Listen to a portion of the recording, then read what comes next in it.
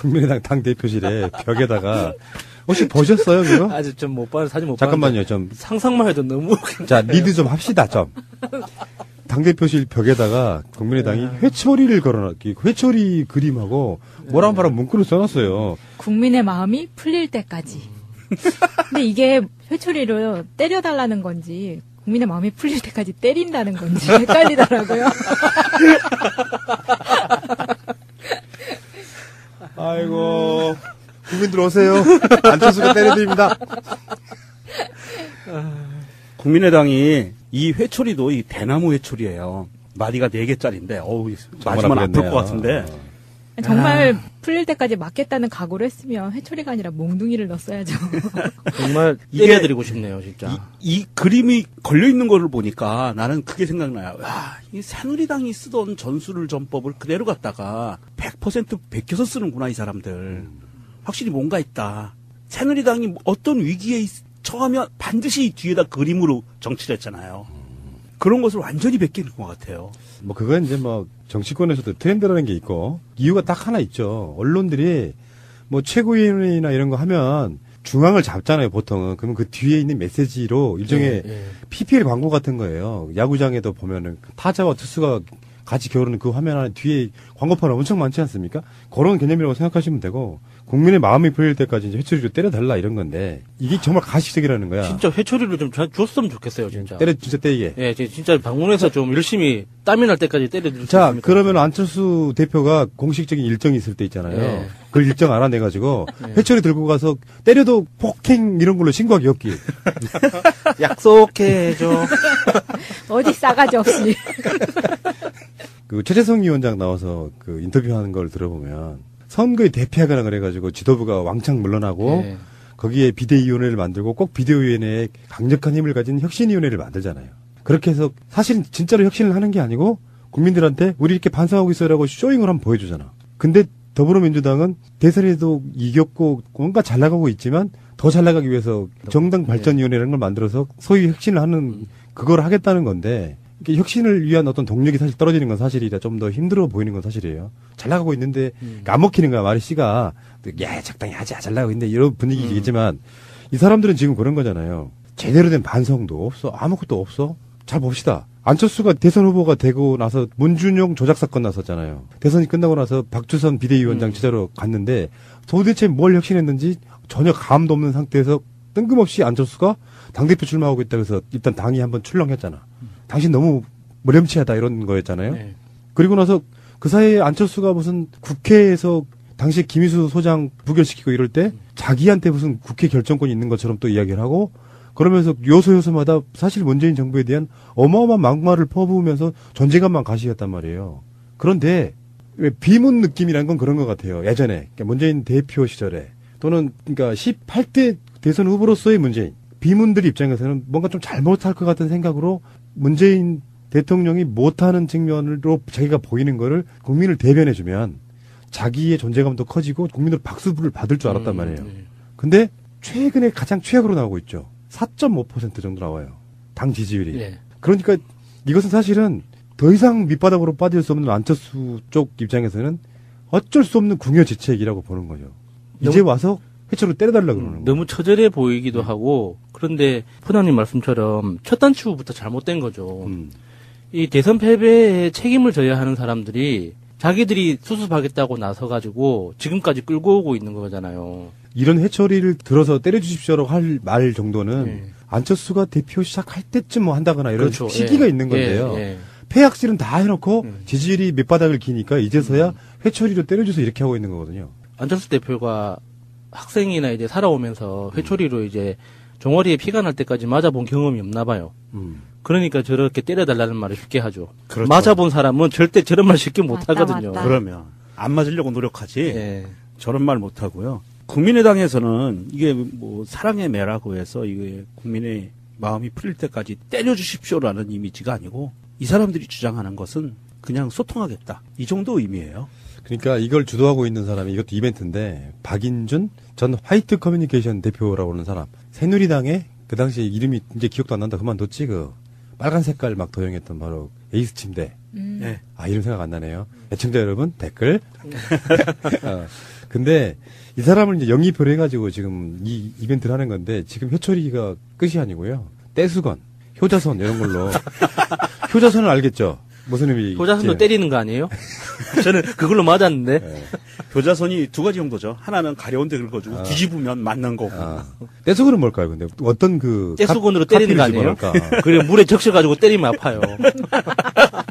적폐의 때를 밀어내겠다. 나름대로 자기들의 그 생각은 마인드는 적폐는 아닐 것 같고 용어는 그렇게 안 쓸 거야. 자기들이 적폐니까. 자기를 밀어내면 안 되지. 이 사람들이 하는 말 있잖아요. 이 사람들이 쓰는 용어 있잖아요. 신적폐라는 말을 만들어내서 쓰잖아요. 자유한국당하고 같이. 그거를 할 것 같기도 자, 하고. 맞춰봐요. 떼수건에는 어떤 카피를 쓸 것인가? 구정치를 떼수건으로 밀어내고 새정치를 앞당기자. 아, 좋은데? 묵은 때 벗겨내고, 뭐 이런 거. 근데 새정치가 아직도 몇 킬러나? 시기도 시기지만, 예를 들면 좀 보수적 느낌이 나는 국민의당이 이제서야 이런 걸 걸면은, 이게 묵직하게 느껴지는 게 아니고, 그렇다고 뭔가 찡그하게 느껴지는 것도 아니고, 약간 너무 언바란스한 느낌 안 나요?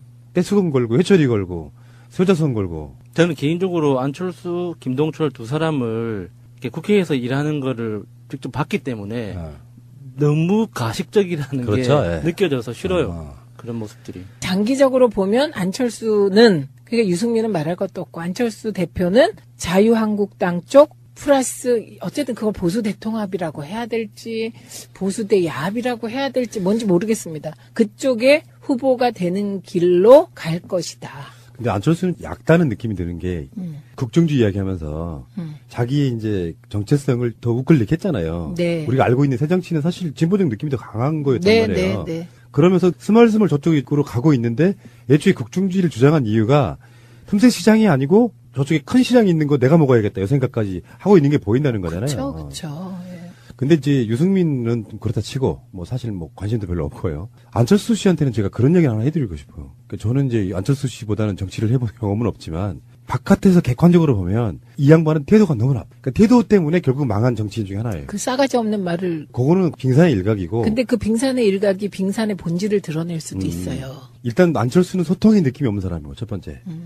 그리고 일반 대중의 정서를 너무 몰라요. 그리고 순진한 척 하는데 알고 보면 굉장히 그 조작이나 이런 게 능한 사람이야. 밖으로 내 보이는 태도가 반전 효과가 있어요. 홍준표가 그러는 건 그런가 보다 해서 실망하지 않아요. 오히려 기대치에 부응했다고 새끼 재밌네 이런 느낌이란 말이에요. 보통 사람은.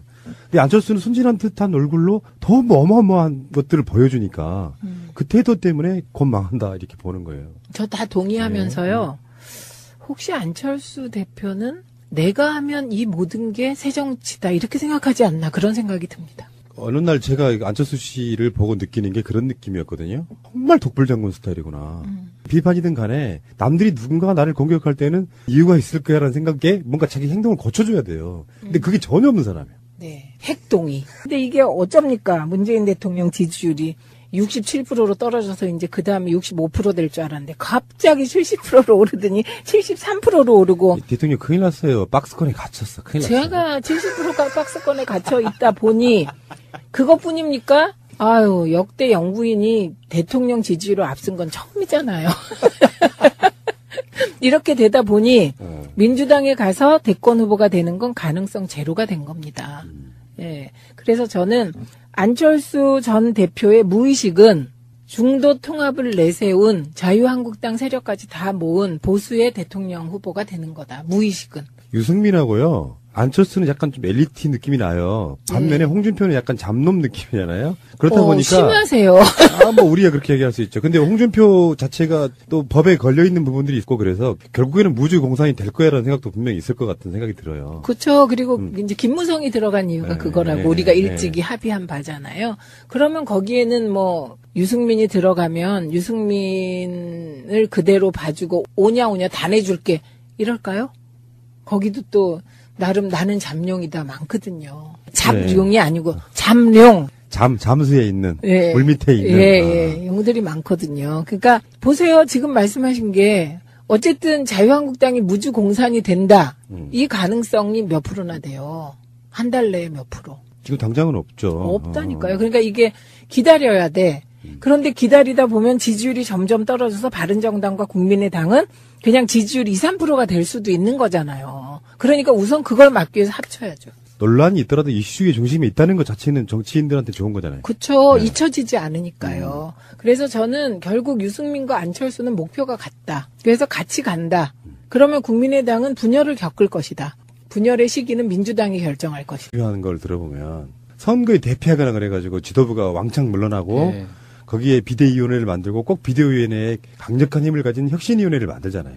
그렇게 해서 사실 진짜로 혁신을 하는 게 아니고 국민들한테 우리 이렇게 반성하고 있어라고 쇼잉을 한번 보여주잖아. 근데 더불어민주당은 대선에도 이겼고 뭔가 잘 나가고 있지만 더 잘 나가기 위해서 정당 발전위원회라는 걸 만들어서 소위 혁신을 하는 그걸 하겠다는 건데 이게 혁신을 위한 어떤 동력이 사실 떨어지는 건 사실이라 좀 더 힘들어 보이는 건 사실이에요. 잘 나가고 있는데 안 먹히는 거야. 말이 씨가 야 적당히 하자 잘 나가고 있는데 이런 분위기겠지만 이 사람들은 지금 그런 거잖아요. 제대로 된 반성도 없어. 아무것도 없어. 잘 봅시다. 안철수가 대선 후보가 되고 나서 문준용 조작 사건 나섰잖아요. 대선이 끝나고 나서 박주선 비대위원장 취재로 갔는데 도대체 뭘 혁신했는지 전혀 감도 없는 상태에서 뜬금없이 안철수가 당대표 출마하고 있다고 해서 일단 당이 한번 출렁했잖아.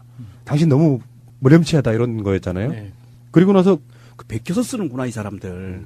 확실히 뭔가 있다. 새누리당이 어떤 위기에 처하면 반드시 뒤에다 그림으로 정치를 했잖아요. 그런 것을 완전히 베끼는 것 같아요. 뭐 그건 이제 뭐 정치권에서도 트렌드라는 게 있고 이유가 딱 하나 있죠. 언론들이 뭐 최고위원회나 이런 거 하면 중앙을 잡잖아요, 보통은. 그러면 그 뒤에 있는 메시지로 일종의 PPL 광고 같은 거예요. 야구장에도 보면은 타자와 투수가 같이 겨루는 그 화면 안에 뒤에 광고판이 엄청 많지 않습니까? 그런 개념이라고 생각하시면 되고 국민의 마음이 풀릴 때까지 이제 회초리로 때려달라 이런 건데 이게 정말 가시적이라는 거야. 진짜 회초리를 좀 줬으면 좋겠어요, 진짜. 진짜 때리게. 예, 진짜 방문해서 좀 열심히 땀이 날 때까지 때려줄 수 자, 있습니다. 그러면 안철수 대표가 공식적인 일정이 있을 때 있잖아요. 네. 그 일정 알아내가지고 회초리 들고 가서 때려도 폭행 이런 걸로 신고하기 없기. 약속해줘. 어디 싸가지 없이. 그 최재성 위원장 나와서 그 인터뷰 국민의당 당 대표실에 벽에다가 혹시 보셨어요 그거? 아직 좀 못 봤는데, 사진 못 잠깐만요 봤는데. 좀. 상상만 해도 너무. 자 리드 좀 합시다 좀. 당 대표실 벽에다가 국민의당이 회초리를 걸어놨기 회초리 그림하고 뭐라 말한 문구를 써놨어요. 국민의 마음이 풀릴 때까지. 근데 이게 회초리로 때려달라는 건지 국민의 마음이 풀릴 때까지 때린다는 건지 헷갈리더라고요. 아이고 국민들 오세요. 안철수가 때려드립니다. 국민의당이 이 회초리도 이 대나무 회초리예요. 마디가 4개짜리인데 어우 맞으면 아플 것 같은데. 정말 풀릴 때까지 맞겠다는 각오를 했으면 회초리가 아니라 몽둥이를 넣었어야죠. 정말 이게- 때려드리고 싶네요, 진짜. 이 그림이 걸려 있는 거를 보니까 나는 그게 생각나요. 야, 이 새누리당이 쓰던 전술을 전법을 그대로 갖다가 100% 그 사이에 안철수가 무슨 국회에서 당시 김희수 소장 부결시키고 이럴 때 자기한테 무슨 국회 결정권이 있는 것처럼 또 이야기를 하고 그러면서 요소요소마다 사실 문재인 정부에 대한 어마어마한 막말을 퍼부으면서 존재감만 가시겠단 말이에요. 그런데 왜 비문 느낌이란 건 그런 것 같아요. 예전에 그러니까 문재인 대표 시절에 또는 그러니까 18대 대선 후보로서의 문재인 비문들 입장에서는 뭔가 좀 잘못할 것 같은 생각으로 문재인 대통령이 못하는 측면으로 자기가 보이는 거를 국민을 대변해주면 자기의 존재감도 커지고 국민들 박수를 받을 줄 알았단 말이에요. 근데 최근에 가장 최악으로 나오고 있죠. 4.5% 정도 나와요. 당 지지율이. 네. 그러니까 이것은 사실은 더 이상 밑바닥으로 빠질 수 없는 안철수 쪽 입장에서는 어쩔 수 없는 궁여지책이라고 보는 거죠. 이제 와서 회초로 때려달라고 그러는 거예요. 너무 처절해 보이기도 하고, 그런데 포나님 말씀처럼 첫 단추부터 잘못된 거죠. 이 대선 패배에 책임을 져야 하는 사람들이 자기들이 수습하겠다고 나서가지고 지금까지 끌고 오고 있는 거잖아요. 이런 회초리를 들어서 때려주십시오라고 할 말 정도는 네. 안철수가 대표 시작할 때쯤 뭐 한다거나 이런 그렇죠. 시기가 예. 있는 건데요. 예, 예. 폐악질은 다 해놓고 지지율이 밑바닥을 기니까 이제서야 회초리로 때려줘서 이렇게 하고 있는 거거든요. 안철수 대표가 학생이나 이제 살아오면서 회초리로 이제 종아리에 피가 날 때까지 맞아본 경험이 없나 봐요. 그러니까 저렇게 때려달라는 말을 쉽게 하죠. 그렇죠. 맞아본 사람은 절대 저런 말 쉽게 못 맞다, 하거든요. 맞다. 그러면 안 맞으려고 노력하지. 예. 저런 말 못 하고요. 국민의당에서는 이게 뭐 사랑의 매라고 해서 이게 국민의 마음이 풀릴 때까지 때려주십시오라는 이미지가 아니고 이 사람들이 주장하는 것은 그냥 소통하겠다. 이 정도 의미예요. 그러니까 이걸 주도하고 있는 사람이 이것도 이벤트인데 박인준 전 화이트 커뮤니케이션 대표라고 하는 사람. 새누리당에 그 당시에 이름이 이제 기억도 안 난다 그만뒀지 그 빨간 색깔 막 도용했던 바로